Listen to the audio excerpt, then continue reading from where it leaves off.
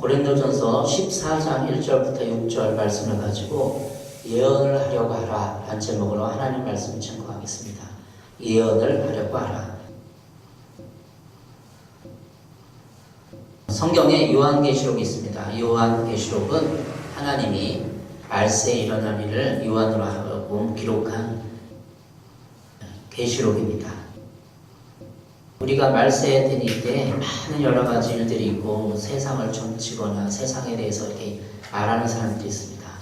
그러나 성경의 예언은 요한계시록 이후에 어떤 우리 개인적인 삶까지 다루고 있습니다.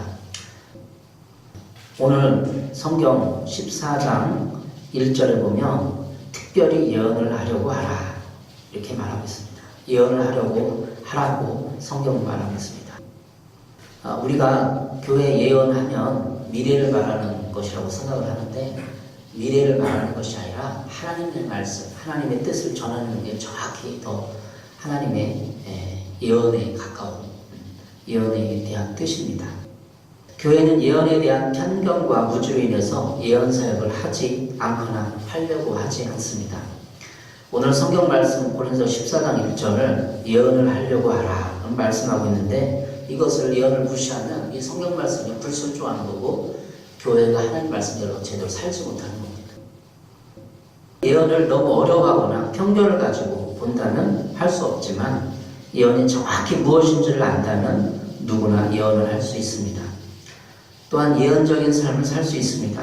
예언은 미래의 일을 맞추는 행위가 아닙니다.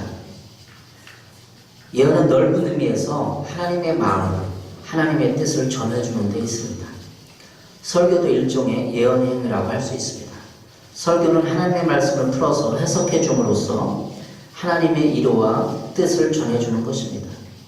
설교는 보다 공동체적인 것입니다. 설교는 예언은 아니지만 예언의 기능을 일부 가지고 있다고 볼 수 있습니다. 예언은 개인에게 미래를 말해주는 것이 아니라 교회의 그리스도인들에게 덕을 세우며 권면하고 위로하는 것입니다. 고린도서 14장 3절 보면 그러나 예언하는 자는 사람에게 말하여 덕을 세우며 권면하고 위로하는 것이요. 예언이 정확히 뭔지 말해주고 있습니다. 예언은 덕을 세우고 권면하고 위로하는 것이다 라고 말하고 있습니다. 그러니까 우리가 상식적으로 아는 거에 대해서 벗어났죠. 예언은 우리가 그냥 흔히 말하는 미래를 말해주는 거다 이렇게 생각하는데 그렇지 않아요. 성경적인 게 아니에요. 예언 사역에 대한 편견은 바로 이런 것입니다. 그 사람의 미래를 말해준다고 생각하기 때문입니다. 예언은 미래에 있을 것을 말해주는 것이 아니라 그 사람을 지금 그리스도인으로서 살아갈 수 있도록 돕는 역할을 하는 것입니다. 물론 일부 예언 사역은 미래의 비전과 희망을 제시해 줄 수 있습니다.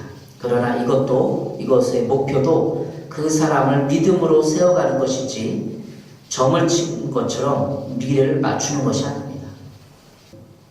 이런 무지와 편견이 교회가 예언 사역을 하지 못하고 주저하는 이유입니다. 예언 사역을 하지 못하는 이유는 두려움 때문입니다. 무섭다. 내가 어떻게 해? 예언 사역은 하나님의 마음을 품고 하나님의 사람으로서 인격을 갖추고 성경 지식과 하나님에 대한 경험들이 있어야 합니다. 예언 사역자는 공동체에서 검증되고 훈련되고 세워져야 합니다. 개인이 기도 많이 해서 은사가 열려서 하는 것이 아닙니다.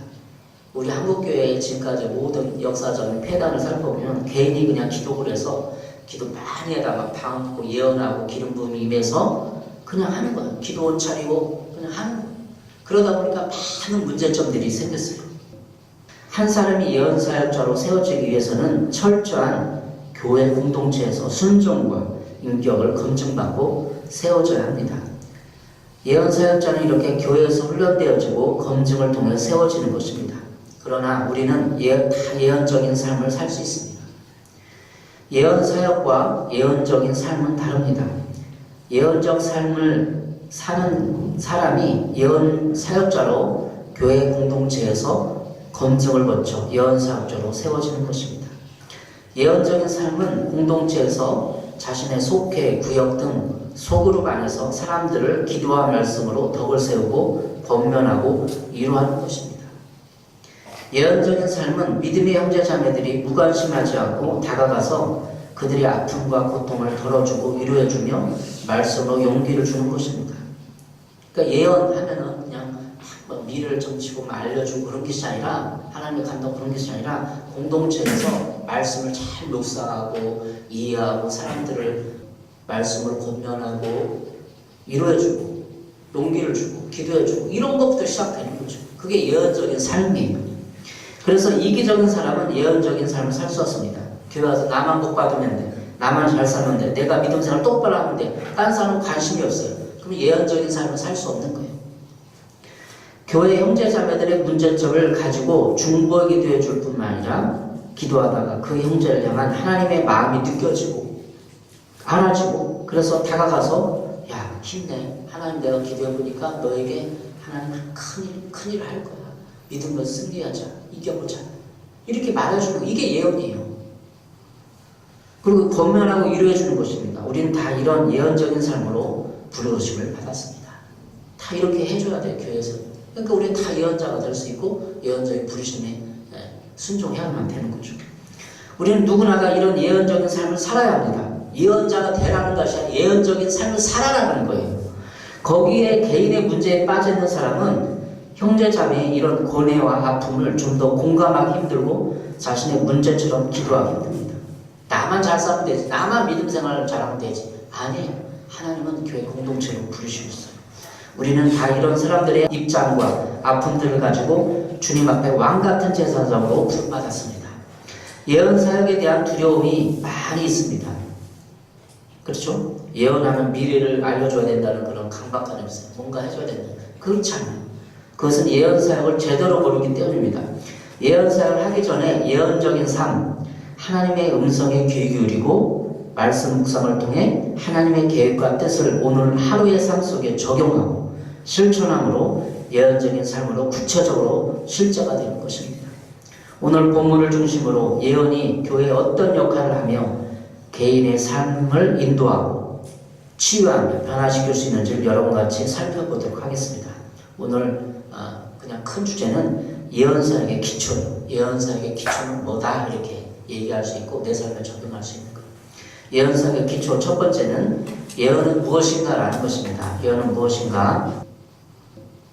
3절 보겠습니다. 3절은 고린도서 14장 3절, 그러나 예언하는 자는 사람에게 말하여 덕을 세우고 권면하며 위로하는 것이요.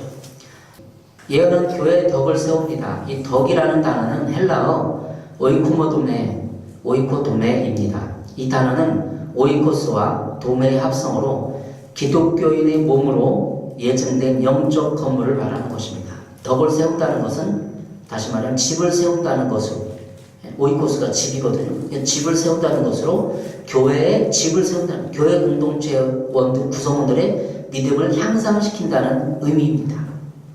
그러니까 덕을 세운다는 것은 교회 공동체의 한 사람 한 사람의 믿음을 내가 향상시키는데 돕는다는 거예요. 뭐 덕이 돼야지. 우리는 유교에만 그런 덕이 아니라 집을 세우는 거예요. 교회를 세우는 거예요. 믿음을 내가 사람들에게 얘기해 줌으로써 덕을 세우는 거예요. 교회를 세우는 거죠. 권면한다는 말은 헬라어 파라클레신으로 어려움에 처한 자들 위로하고 격려하는 것을 의미합니다.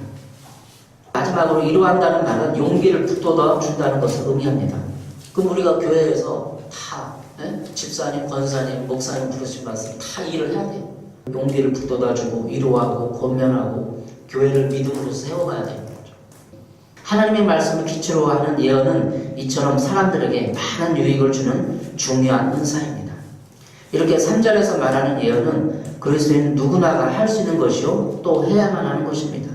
누구나가 내 주의 형제 자매들을 위로하고 권면하여 사랑을 실천할 의무가 있는 것입니다. 또 그렇게 해야 합니다. 현재 교회가 예언을 터부시하고 하지 않았기 때문에 교회에서 신자들 간의 돌봄이 약화되었고 또 예언을 금해서 하지 말라고 해서 개인의 삶이 변화되는 것이 약화되었습니다. 한국교회의 문제점은 예언을 정확히 모르고 예언을 하지 말라고 했기 때문에 문제가 되는 거죠. 교회에서는 신자이지만 교회 밖의 삶은 세상 사람과 별반 다르지 않은 이중적인 삶을 살고 있다는 이런 큰 이유에서 예언사역이 필요합니다. 예언사역을 통하여 개인의 문제뿐 아니라 내면의 고통과 죄성들이 성령의 조명 가운데, 조명을 쫙 비춰주면 드러나는 가운데 알게 되고 일깨운다면 개인의 믿음의 성장도 크게 향상시킬 수 있습니다. 두 번째, 교회에 필요한 것은 무엇입니까? 6절입니다. 6절 다 같이 읽겠습니다. 그런즉 형제들아 내가 너희에게 나아가서 방언으로 말하고 계시나 지식이나 예언이나 가르치는 것으로 말하지 아니하면 너에게 무엇이 유익하리요. 1절부터 6절까지는 방언에 대한 예언의 상대적 유의성을 말하는 것입니다. 방언은 개인이 하나님께 기도하는 것이요, 예언은 개인뿐만 아니라 교회 공동체의 유익을 가져온다는 것입니다. 4절에 방언을 말하는 자는 자기의 덕을 세우고 예언하는 자는 교회의 덕을 세우나니라고 말하고 있습니다. 따라서 예언은 교회 공동체에 꼭 필요한 것입니다. 6절에 이렇게 기록하고 있습니다. 그런즉 형제들아 너에게 나가서 방언으로 말하고 계시나 지식으로 예언이나 가르치는 것을 말하지 않으면 너에게 무엇이 유익하리요. 6절에 그 계시, 지식, 예언, 가르치는 것은 교회에 유익을 준다는 것입니다. 계시는 하나님의 말씀을 의미합니다. 계시는 하나님의 말씀을 이해하는 안입니다. 아는 거죠. 지식은 그 계시에 대한 암과 깨달음, 예언은 계시를 선포하는 것을 의미합니다. 그러니까 예언은 내가 그 하나님의 말씀을 알고 그 암과 깨달음을 또 개인에 대한 어떤 하나님이 알려주는 그 계시의 내용을 말씀을 통하여 검증을 통해서 선포하는 것이죠. 예언. 가르침은 선포된 예언의 계시의 말씀을 풀어 설명하는 것을 의미합니다. 예언은 고린도서 12장에서 성령의 은사라고 말하고 있습니다. 고린도서 12장 7절 10절에 보면 각 사람에게 성령의 나타나심은 유익하게 하려 하심이라. 어떤 사람에게는 예언함을. 예언은 우리의 능력이 아니고 성령의 은사입니다. 예언이 내가 기도 많이 해서 생긴 어떤 능력이 아닌데 왜 자랑하고 교회에서 자만에 빠져 있는지 모릅니다. 사람들이 예언 좀 한다 그러면 목을 곧게 세우고 막 거들먹거리고 예언을 준다고 그러고 돈을 받기도, 그건 나쁜 거죠. 안 되는 겁니다. 예언 은사가 있는 사람은 교회 지도력에 철저히 순종해야 합니다. 아니면 개인의 능력이라고 착각하고 교회 지도력에 도전하고 담임 목사의 지도에 따르지 않는다면 그것은 성령의 은사로 주어졌지만 마귀의 도구가 되어버린 것입니다. 우리 마음에는 성령님이 내주하십니다. 우리 마음에 성령님이 들어와 계시죠.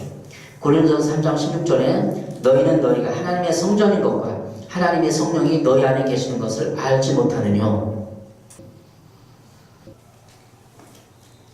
하나님의 성전, 우리가 하나님의 성전인 것, 하나님의 성령이 우리 안에 계신 거죠. 그렇죠? 우리 마음 깊은 곳에는 하나님의 영이신 성령님이 계십니다. 성령의 은사는 우리 개인 한 사람 한 사람의 거룩해지고 순종함으로 나타나는 성령의 나타남입니다. 이 예언의 은사는 성령님이 우리 마음에 빛을 비추어서 우리가 하나님의 말씀을 이해하고 분별하며 내 삶에 적용할 수 있도록 하십니다. 다시 말하면 성령님은 내 안에만 있지 않고 지혜와 계시형으로 우리 일상 삶까지 이해하고 적용하고 해석하도록 도와줍니다. 그러니까 말씀 묵상하고 큐티하고 그냥 내가 이렇게 막 내 생각대로 큐티해서 막 적용하는 것이 아니라 성령님의 음성에 귀 기울이고 성령님의 그 지혜와 계시형에 이렇게 순종하고 하면은 내가 사람들을 이해하고 적용하고 또 해석해 줄 수 있어요. 성령의 음성에 민감하고 그 음성을 들으면.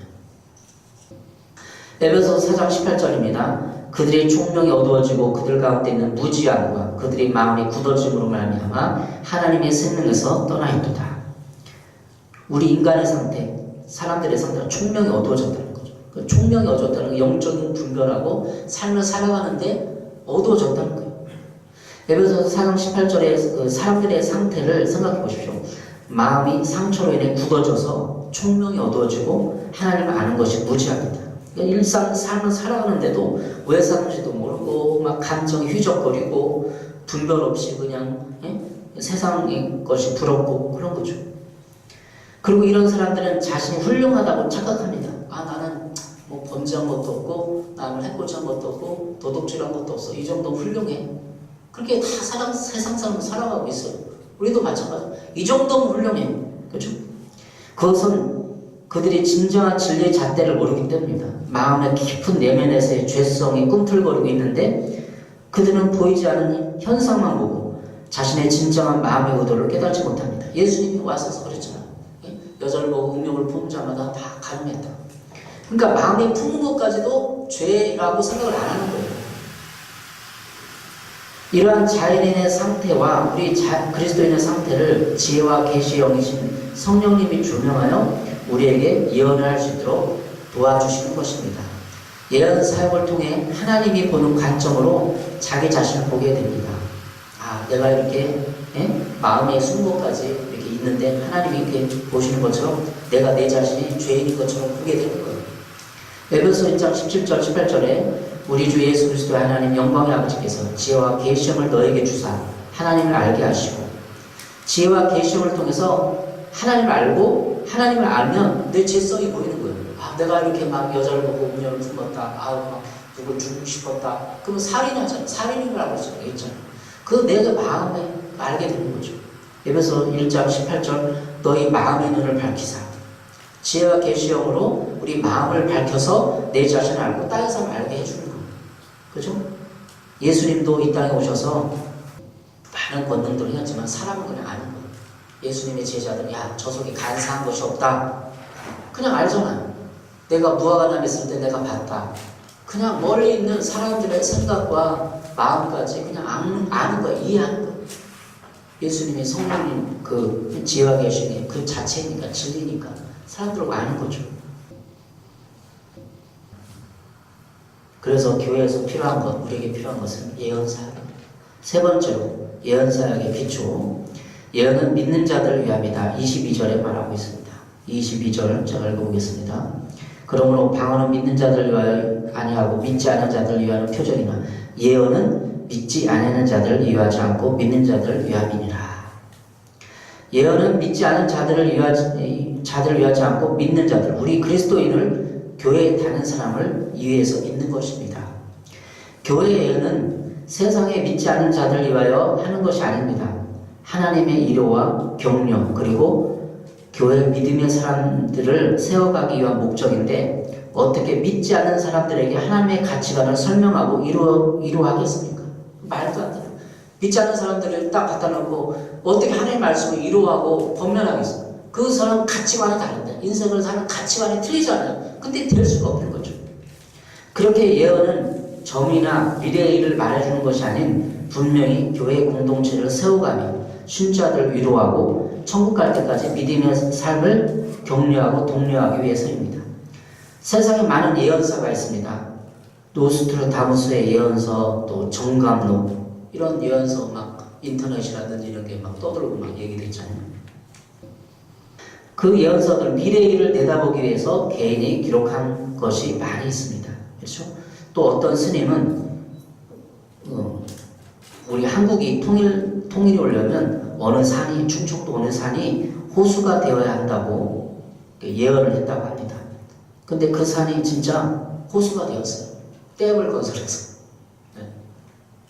그 여자 무슨 왕이 나와야 이렇게 여자 왕이 나오고 또 몇 년 후에 또 호수가 그 산이 호수로 바뀌면 통일이 된다 이렇게 예언을 했다고 한 20, 30년 전에 또 유명한 스님이에요. 근데 그렇게 됐어요. 댐을 만들어 가지고 거기가 산이 호수가 다 돼버려. 충청도는 지금 통일이 될 거라고 예언했대요. 그러나 그 예언은 사람들이 개인적으로 적어놓은 이런 예언들은 교회 공동체는 아무런 상관이 없어요. 네. 하나님은 그렇게 미래를 운명론적으로 말하지 않습니다. 구약시대의 예언도 하나님은 조건부 예언을 합니다. 조건부 예언. 구약의 예언도 너희들이 이렇게 살고 하나님의 말씀에 순종하면 이렇게 복을 받을 것이다 라는 조건부 예언이에요. 그런 내용이 구약에 많이 반복됩니다. 쉽게 말해서 구약의 하나님은 운명론적인 예언을 계시하는 것이 아닙니다. 운명 딱 그렇게 된다 그게 아니에요. 그것은 요나 선지자에게 하나님이 요구했던 니느웨 성의 멸망을 예고하라는 예언도 회개하지 않으면 멸망시키지 않겠다는 조건부 예언이었습니다. 구약의 예언도 다 조건부예요. 너희들이 이렇게 회개하면 멸망하지 않는다. 또한 이스라엘과 유다의 멸망 예언도 수많은 선지자가 너희가 돌이켜 회개하지 않으면 멸망하는 예언을 많이 했습니다. 그러니까 구약의 예언자들의 예언도 하나님의 회개를 촉구하는 조건부 예언이었습니다. 물론 구약에서 하나님이 직접 하나님이 말씀하신 것이 많이 있습니다. 그것은 예언이 아니고 하나님 직접 말씀하신 하나님의 말씀 신원입니다. 구약 시대에는 하나님의 영감을 받고 하나님의 예언자로 활동하는 분들이 몇 사람 있었습니다. 그 선지자들이 구약에 있죠.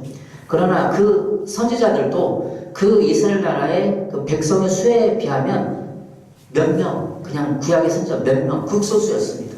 그러나 이제 우리는 예수 그리스도가 십자가를 주시고 승천하시고 성령님을 개인마다 보내주셨습니다. 우리 개인에게는 예수님 영접했으면 다 성령님이 안에 내주하고 계시죠. 우리는 고린도서 3장 16절의 말씀처럼 성령이 우리 안에 거하고 계십니다.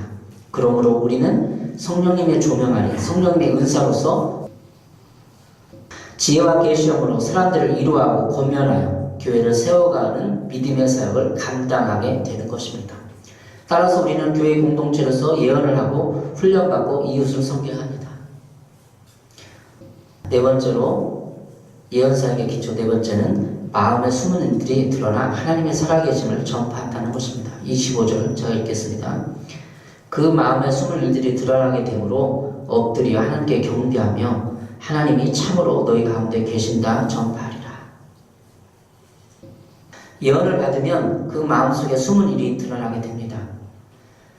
예언의 특성인 책망과 마음속의 것이 드러남으로 인해 믿지 않거나 믿게 된 교회에 처음 들어온 신자들이 하나님이 살아계심을 알 수 있게 된다는 것입니다. 예언을 듣는 자는 그 마음속에 깊이 간직하고 있던 죄성이 드러나게 됩니다. 로마서 2장 16절에 곧 나의 복음에 이른 바와 같이 하나님이 예수 그리스도로 말미암아 사람들의 은밀한 것을 심판하시는 그날이라. 하나님이 예수로 말미암아 사람들의 은밀한 것을 심판하는 그날이라. 여러분, 우리가 그 날에 심판하는 날에 예수님의 심판하는 날에 내 마음에 은밀한 것이 드러나 심판받는 것이 나을까요? 어쩌면 내 마음에 은밀한 것이 드러나서 지옥 갈지도 몰라요. 그죠?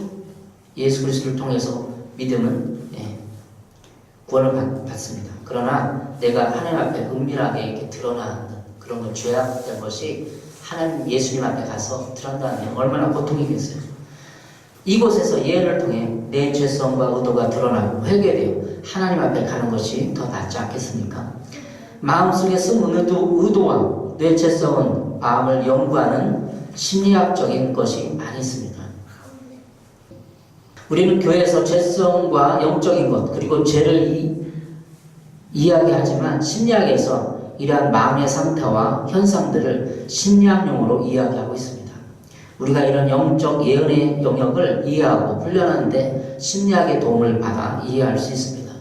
영적인 것을 이해하고 예언을 하기 위해서는 심리학적인 연구와 또 상담학적인 도움이 필요합니다. 예를 들면 방어기제, 또 우울증, 성격장애, 이상심리, 자유현상, 트라우마 이런 용어들은 사람들이 얼마나 죄와 마귀의 권세에 눌려있는지를 볼 수 있는 중요한 심리학적인 용어고 도움들입니다.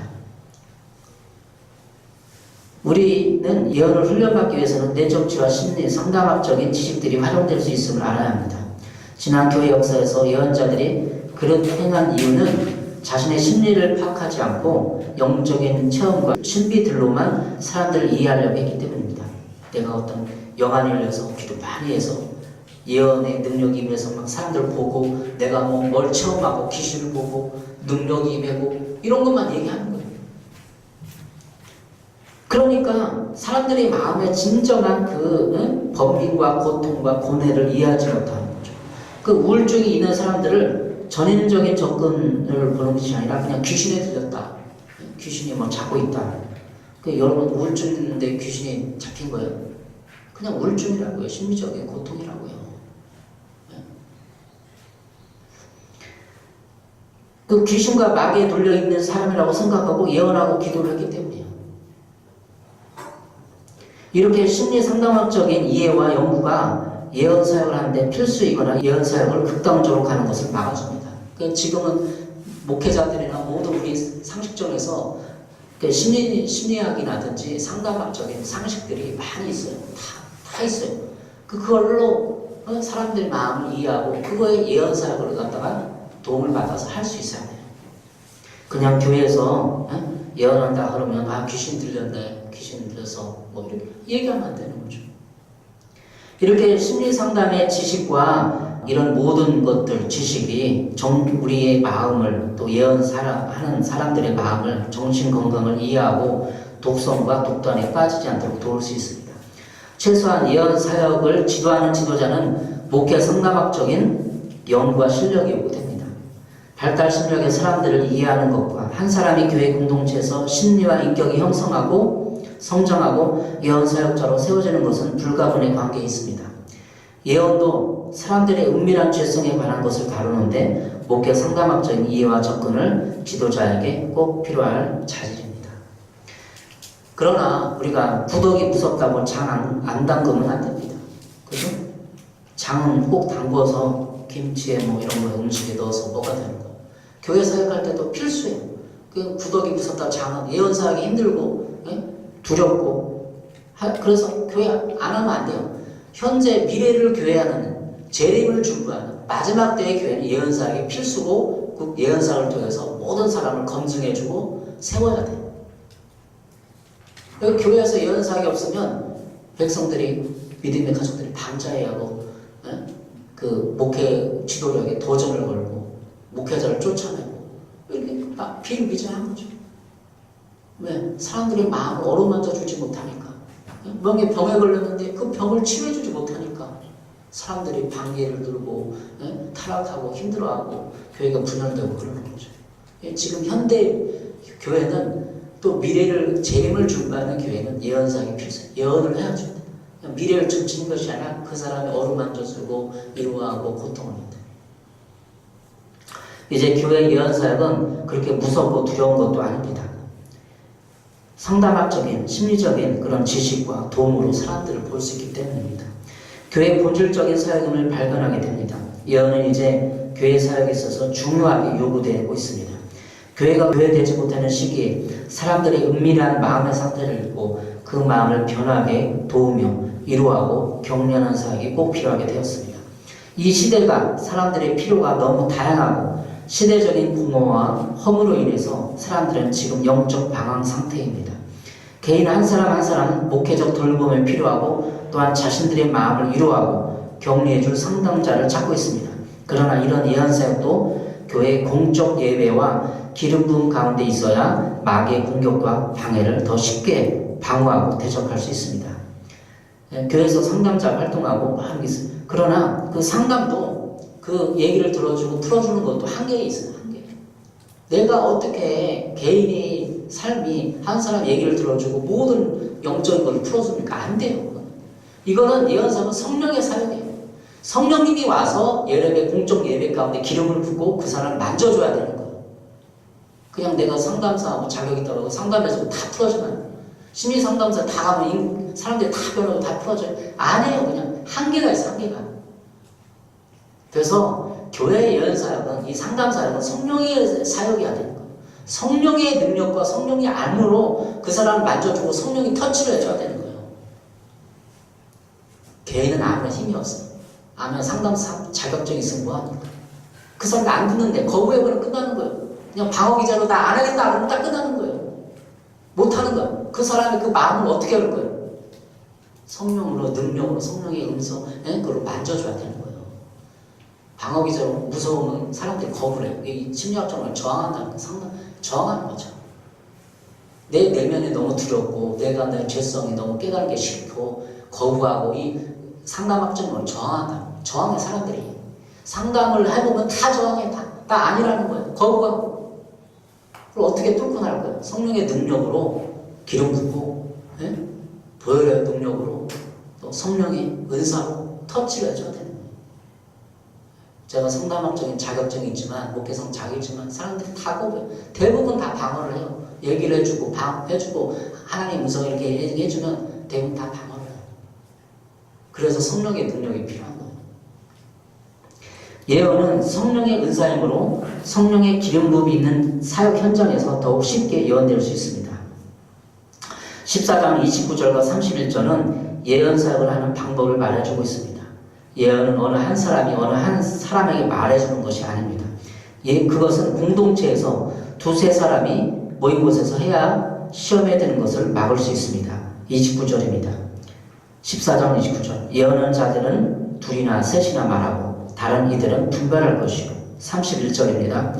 너희는 다 모든 사람으로 배우게 하고 모든 사람으로 권면을 받게 하기 위해서 하나씩 예언할 수 있느니라. 31절은 예언을 질서 있게 차례로 하는 것이 목적입니다. 하지만 이 말씀 속에는 그런 목적의 의미 외에도 보다 깊은 뜻이 숨어 있습니다. 그것은 믿는 사람이면 누구나 다 예언을 할 수 있다는 것이며, 그럼으로써 모든 성도가 사후간에 스승이 될 수 있다는 것입니다. 모든 사람이 예언을 하며 모든 사람에게 배움과 권면을 줄 수 있다면 그 공동체는 모든 사람에게 스승이 되는 것입니다. 역으로 모든 사람에게 제자가 되는 것입니다. 이것이 주님이 계획한 고린도전서에 나오는 하나님이 말한 그 교회 공동체 모습이에요. 이렇게 교회 공동체는 세상의 구조와 다릅니다. 유교 사회의 질서를 생각해보면 있을 수 없는 구조입니다. 유교 사회는 먼저 온 사람이, 목사가, 나이가 많은 사람이 다 얘기해주는 거예요. 가르침을 받는 거예요. 이게 유교 사회 구조잖아요. 근데 교회, 성령의 진짜 공동체는 모든 사람이 다 배우는 거예요. 그리고 모든 사람이 다 거기에 또 가르침을 받고 또 예언을 해주고 가르쳐줄 수 있는 거예요. 그러니까 목사도 예언을 받아야 돼요. 교회 목사가 왜 지금 그렇게 문제가 많나? 예언을 안 받기 때문에. 하나님의 성령의 가르침과 인도와 권면과 비전을 받지 않기 때문에 목사들의 문제가 많은 거예요. 목사도 누워서 예언 받아야 돼. 교회 공동체를 세워가려면 그렇게 해야 돼. 지금 말세, 끝에 말세죠. 교회가 난리입니다. 쓰러지고 넘어지고 지치고. 하나님은 예언사역을 다시 일으킬 것입니다. 그래서 진정한 예언사역이 어떻게 펼쳐지고 사람들을 흘려지는 것을 보여줘야 돼요. 그래서 세상에서 지탄을 받지 않게 됩니다. 이러한 공동체는 참으로 완전한 영적 성숙에 이르는 공동체요, 이상적 교회 공동체라고 할 수 있습니다. 여러분도 모든 사람으로 여러분 한 사람 한 사람이 성령님의 영감과 조명을 통하여서 많은 사람들을 위로하고 격려해주는 믿음의 사람들이 되시기를 바랍니다. 저는 오늘 본문에 그래서 14장 이 본문에 나온 성경 말씀을 통해서 예언을 풀었습니다. 이것은 내 개인적인 성령이 남아 있는 거예요. 두세 사람이서 하라고. 예언은 특별히 하라고 했어요. 이 시대가 필요합니다.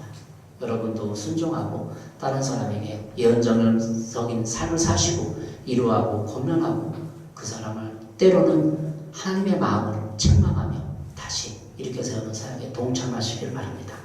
기도하겠습니다. 선하게 주님 감사합니다. 이렇게 하나님이 예언을 하라고 하는데 지금 예언이 죽어가고 있습니다. 하나님의 말씀이 죽어가고 있습니다. 목회자가 설교만으로 끝나는 예언색이 아니라 한 사람 한 사람의 개인의 목회 상담학적인 예언이 펼쳐지며 그 예언을 통해서 많은 일이 세워지는 아버지 믿음의 그런 시대가 열리도록 축복해 주시고 우리 교회는 거기에 부르심 받았는데 우리 교회가 거기에 1차적으로 쓰임 받으시도록 도와주시옵소서. 예수님의 이름으로 기도했습니다. 아멘.